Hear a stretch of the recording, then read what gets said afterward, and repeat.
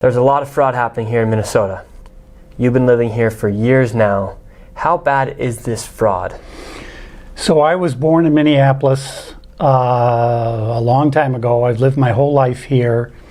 And my opinion is that this is the worst fraud in human history. What is occurring in Minnesota and more specifically in the Twin Cities right now. Tim Walz, he's an interesting man. He's enabled a lot of this fraud to happen underneath him. Was the fraud happening before Tim Walz as well?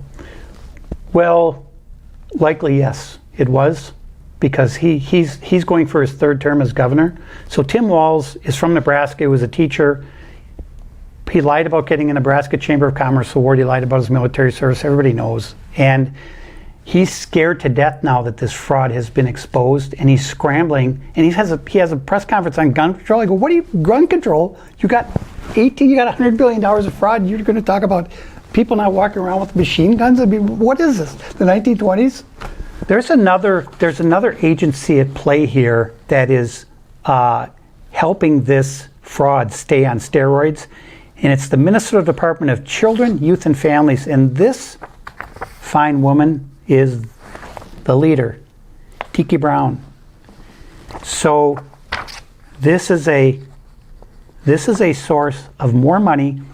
It's also this nonsense award that they give these child care called Parent Aware. It's a banner with a star on it. Oh, it's a Parent Aware award. And I said, I've never heard of that before. So I started to look it up. Yeah, it's a program she put together, and it's only given to Somali child care facilities. It doesn't mean a thing. There's no reason for it to be there.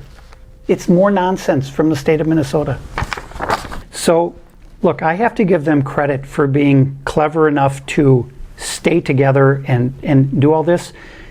My big issue is with the people at the state of Minnesota who keep writing these checks over and over and over. So there's not one check that got written by accident. We're talking about hundreds of thousands of checks, millions of checks, and maybe $100 billion in fraud that they sent out, and they never bothered to find out how the money was being spent. And when we're talking about fraud, fraud is fraud. A crime is a crime. It doesn't have to do with the race. It doesn't have to do with the religion. It's just the fact that fraud is fraud, and a crime is a crime. And it just so happens to be that the Somalians are working hand in hand with the government here, committing the fraud and allowing this crime to happen on the taxpayer citizen here who's paying a fistload of money to the government. Exactly. So not only are Somalians guilty of fraud, but the people who are writing the checks are just as guilty. In fact, they're more guilty because they wrote the checks. Exactly. And so this doesn't have to do anything with someone being a racist or an Islamophobe. It's just the fact that fraud's fraud, and you don't like paying your state taxes here knowing that it's just going potentially back into the hands of a terrorist organization like Al-Shabaab in Somalia.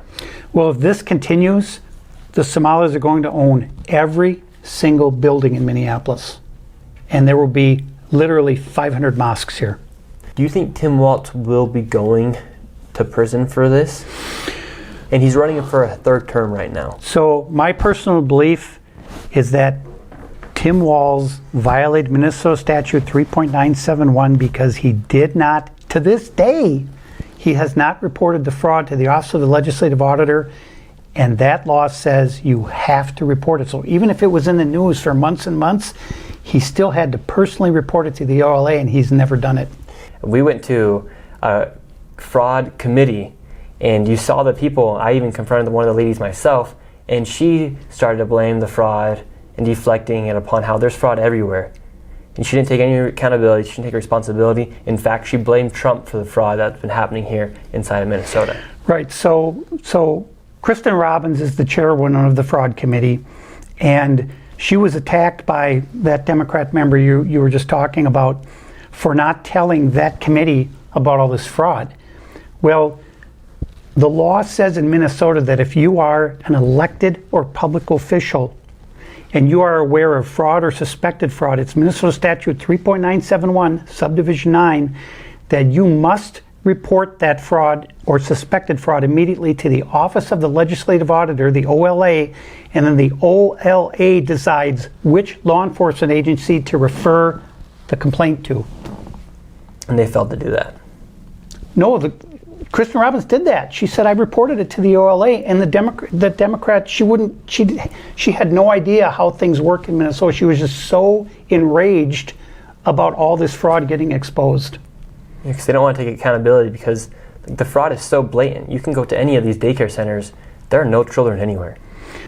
And it's federal money too. So we need the feds to come in here, because this is not all state money. There's federal money that's involved here, and it's way beyond anybody's imagination, the total amount. The state doesn't even know. The feds don't even know. And so you've gotten to the point where the federal government, state government are in a battle because the state government want to protect the mines, while meanwhile the federal government wants to actually implement the law of the land. Because federal law is more important and has more power than local and state law. Well, this is the importance of where the money came from for this fraud, because there are federal dollars that are mixed in, and that brings into play the supremacy clause, where the federal government could come into the state and say, we can come in here and we can do whatever we want. We can do our investigation because you used federal dollars that we sent you, and you sent it out fraudulently. Who knows? It's like a ticking time bomb here inside of Minnesota. Either it's going to continue ticking or a bomb's going to go off, metaphorically speaking. And so all I know is that I mean, if they take me out, because they've tried essentially twice now, if they take me out, at least I know I fought the fight, I did what was right, and I can go in peace. So you really feel like they might try to kill you? Yes. Really? They pulled a knife on me 2 weeks ago. And so you're fearful for your life. Melissa Hortman, she was offed. She was killed. And she had just started to come out and speak against illegal migrants. Do you think that was a setup? Well, inside job? It's interesting because the person who shot her was a former hire of Governor Tim Walz. And so why did he target her? Because you're right, she was starting to speak out about immigration, and she's a Democrat. And so it was very taboo what she was doing. It's like a Somali talking to a reporter. You don't do it. So you think she was killed for that reason? It's possible it played a role in it.